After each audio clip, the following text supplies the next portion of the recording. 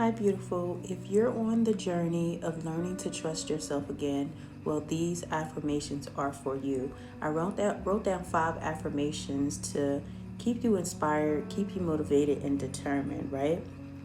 Okay, so let's go ahead and jump into it.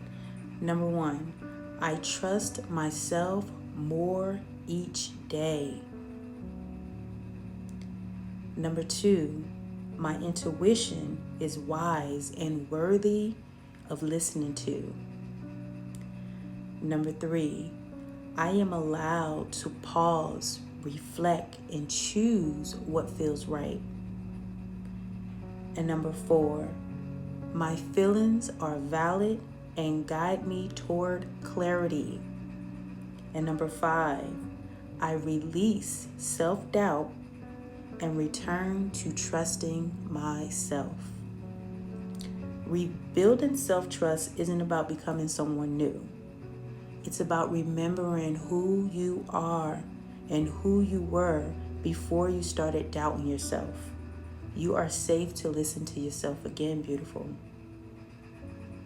Your intuition has been waiting for you.